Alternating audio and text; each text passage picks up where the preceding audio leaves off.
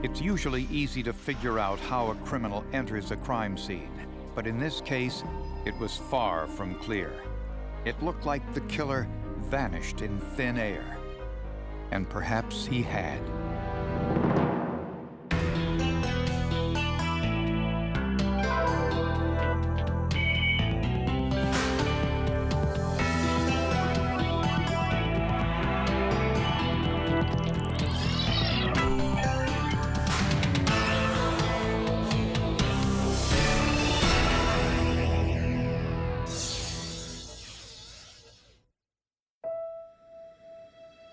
Getting into medical school. It's the hope and dream of thousands of students who apply each year, then pray they'll be accepted.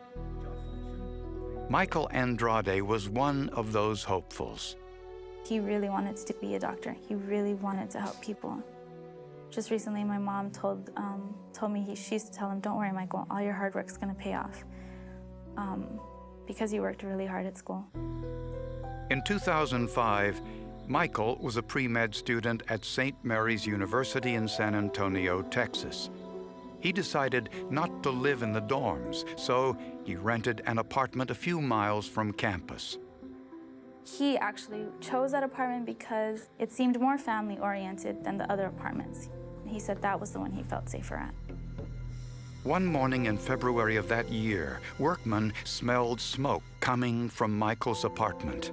They noticed that the windows were coated with soot, and when they went to the door, it was unlocked. And as soon as they opened the front door, smoke came billowing out. They were forced out because of the smoke, and when they went back in, they found Mr. Andrade laying on the bed. Michael Andrade had been strangled to death. His body was somewhat burned, but very little compared to if the fire would have taken over. He was found with one of his arms, his right arm in fact, back behind him, about belt high. It appeared that he had been at some point tied up with his hands behind him. There were no signs of forced entry, but electronic equipment was missing. There was an entertainment center that had speakers hanging off the front of it, which appeared to have been connected to something, and that item was missing. On the computer desk was a perfect, demarcation of where a computer would have sat. This meant that the computer had been stolen after the fire started, and the fire was set in 3 different locations. Arson investigators gave information from the beginning that the fire probably was not started with an accelerant. It wasn't gasoline, it wasn't lighter fluid, anything that would create a big flame type fire. A winged back chair placed in between the kitchen and dining area was the site of one fire. The foot of the bed was another, and the third fire started on the floor of the bedroom closet. I had watched a lot of forensic shows, and I knew that that seemed like a cover-up, that when there's 3 points of fire, one person's not gonna, the person who's obviously passed away was not the person who said it, that there was obviously gonna be someone trying to cover up whatever evidence was in the apartment. Michael had been wearing boxer shorts and a t-shirt, an indication he might have known the perpetrator and willingly let him or her inside. He knew them and was comfortable enough around them to be just in his underwear. If it was somebody that he didn't know, everyone was certain that he would have put on more clothing before he answered the door. With no forensic evidence, investigators hoped that the stolen items might lead to the identity of the killer. There was always a chance that something would happen, something would break later. Someone would brag about the crime, someone would come across the stolen material or stolen property and bring that back, and we could track it back that way. Or maybe there was evidence in the apartment that they couldn't yet see. At Michael Andrade's autopsy, the medical examiner confirmed what investigators already suspected. She did find that he had been murdered before the fire was set because there was no smoke in his lungs. The deposit of soot across the body indicated that he had actually died in that face-down position because the soot deposition was much more prominent across the back of the body. The cause of death was strangulation with a piece of cloth ripped from the bedsheet. And Dr. Dana also found fiberglass insulation on the body. This was unusual since there was very little structural damage caused by the fire. The material deposited was there alone. There's a possibility that it had been deposited by the perpetrator when the deceased was strangled. It's unusual that you would see just the insulation material without this other debris, such as wood, burned wood, nails, screws that have come out, and even fixtures out of the ceiling. In their search for suspects, investigators couldn't find anyone who had a motive to kill Michael Andrade. He never had no enemies. I never seen him mad at anybody, upset about anything. It's a person that you don't even think anybody would have anything against them. So I had no idea. Investigators discovered one person who was apparently angry with him, his longtime girlfriend, a fellow student, 22-year-old Lily Macias. I do remember quite a few fights between the two of them where he'd be very upset, either hurt or mad at her. I don't know exactly what would happen. It was just they would have problems, and you could tell. Investigators found a voicemail from Lily to Michael left at 8:30 that morning. She had left a message on Michael's cell phone indicating that they were having problems and that she was done with their relationship. Was it possible that Lily went to Michael's apartment afterwards and there was an altercation? At that point, combined with the fact that it seemed like Michael may have known the person who did this to him, she was initially a suspect. But Lily had an alibi. She was working at her part-time job on the morning of the murder and was eliminated as a suspect.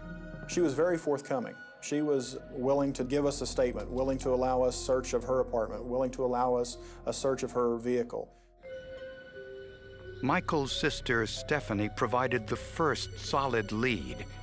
She said Michael complained about a man he saw around the apartment complex. The guy would just talk to him, but that the guy made him feel very uncomfortable for some reason. He didn't say why. The guy never said anything suspicious to him or anything mean, but he just said he always felt a little uncomfortable or a little uneasy around the guy just because his character seemed a little off. Unfortunately, Michael never identified the man, provided a physical description, or mentioned where in the complex he lived.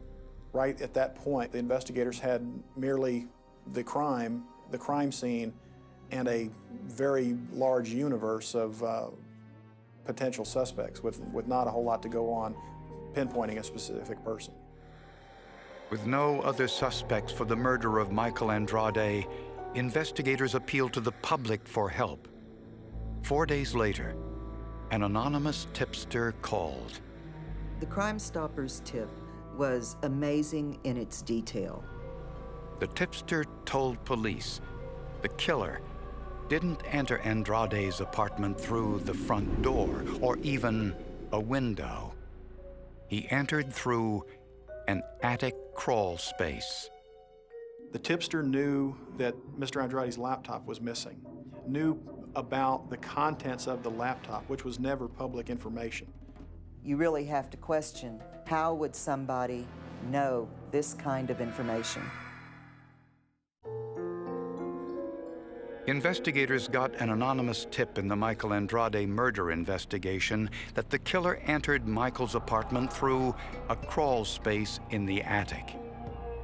Sure enough, investigators found a paneled opening to the attic in the ceiling of Michael's bedroom closet. When investigators checked it out, they discovered that someone could access other apartments through the crawl space. The insulation was only matted between Michael's apartment and apartment number 1002.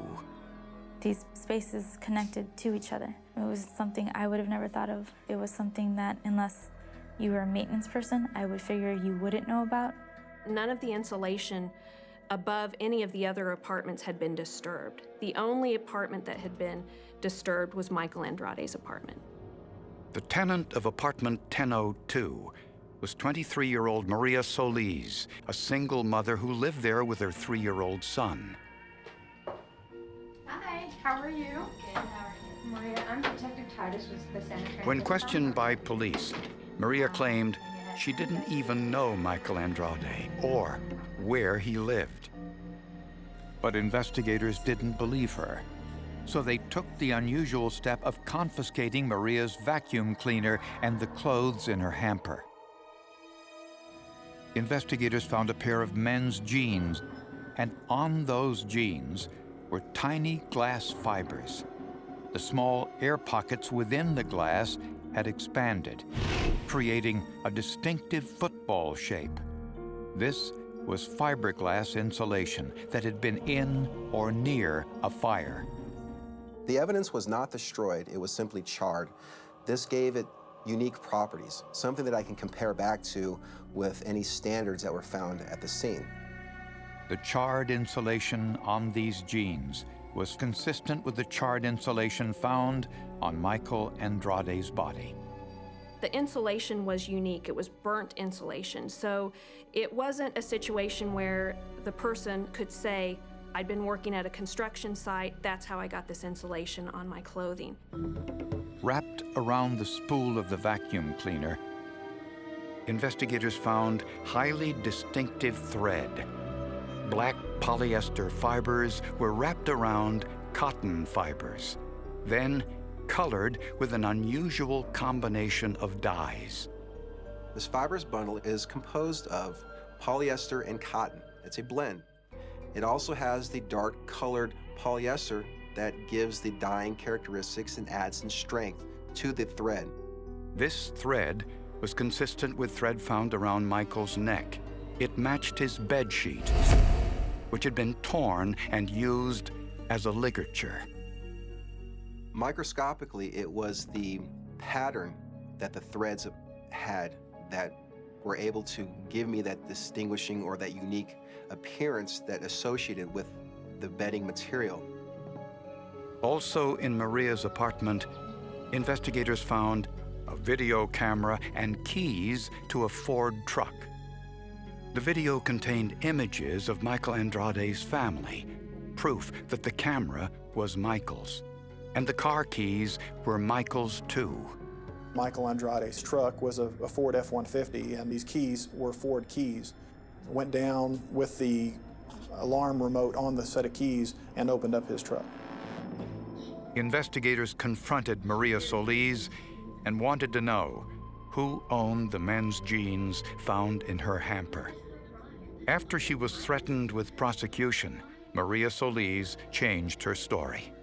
She now admitted she had a roommate, 25-year-old Joe Luna.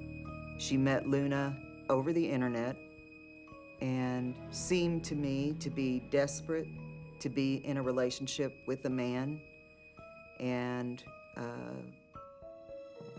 latched on to Joe Luna in what I believe was a very manipulative relationship. Maria claimed she knew nothing about Joe Luna's criminal past, that he had served 5 years in prison for carjacking and aggravated assault on a police officer. And Joe Luna was wanted for a series of home invasions that bore a marked similarity to the Michael Andrade case. He would break in, cut bed sheets up, tie up the people who were at the house with those strips of bed sheets. He terrorized 5 separate people, 3 of whom were families with children. He tied them up, he used weapons, he threatened them, he stole from them.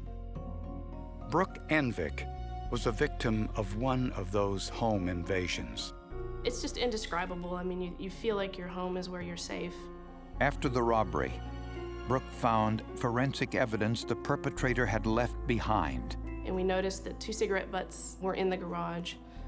We don't smoke, and none of our friends who had been at the house recently smoke. DNA from the saliva on the cigarette butts matched Joe Luna. It's surprising to me that someone would leave behind their DNA almost carelessly, leave behind cigarette butts that they had of cigarettes that they had smoked. Just 5 days after Michael Andrade's murder, Joe Luna was arrested and charged with the crime. Did you kill your neighbor? I don't kill nobody, period. I don't ever see myself in a position where I would have to do something like that. Despite his denials, Joe Luna was facing a possible death sentence. The forensic evidence painted a vivid picture of Joe Luna's movements on the morning of Michael Andrade's murder. Prosecutors believe Joe Luna spent most of his time inside his girlfriend's apartment since he knew there were warrants out for his arrest on the robbery cases. With nothing to do, he discovered there was an attic and crawl space above the apartment.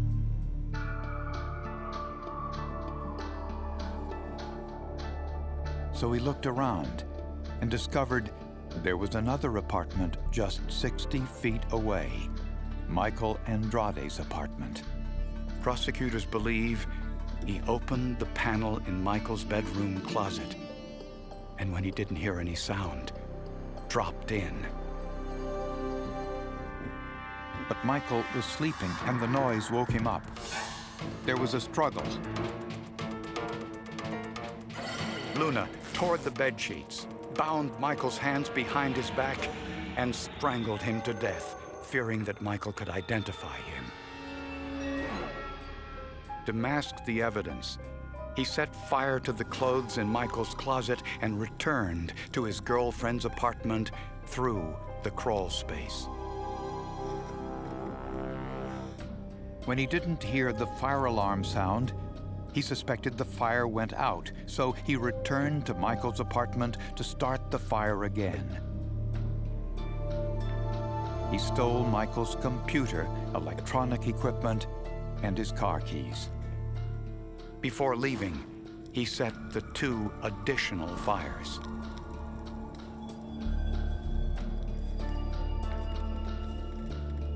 When Luna returned to his girlfriend's apartment, he shed fibers from Michael's apartment, which he tried to remove with his girlfriend's vacuum cleaner.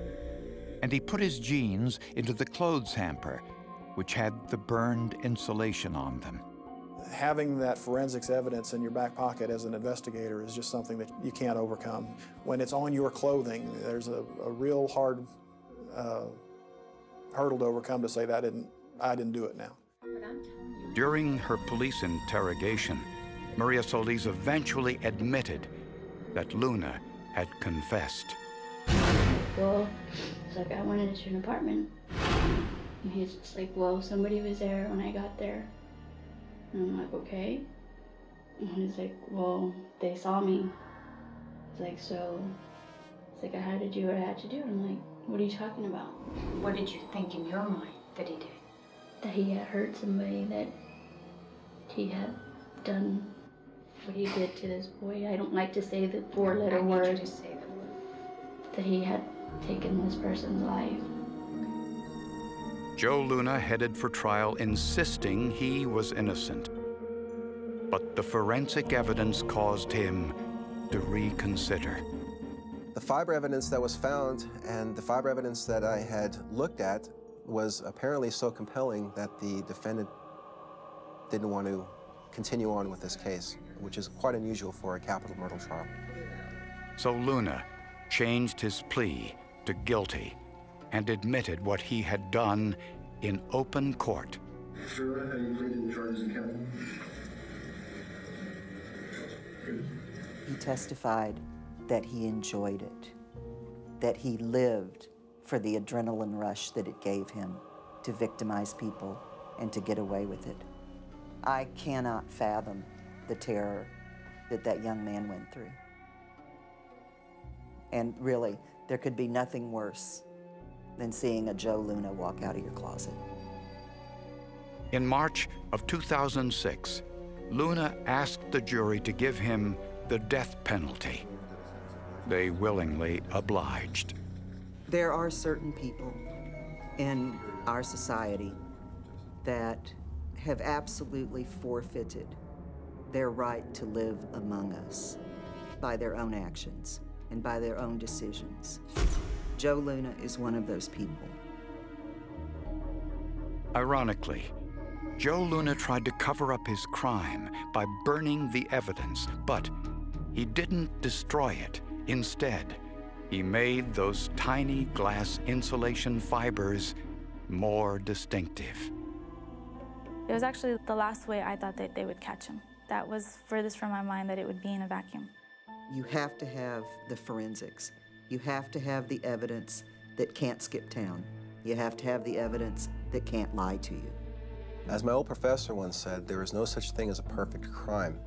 That you can plan, you can calculate, you can try to manipulate the circumstances or the surroundings, but you'll always leave a piece of trace evidence behind.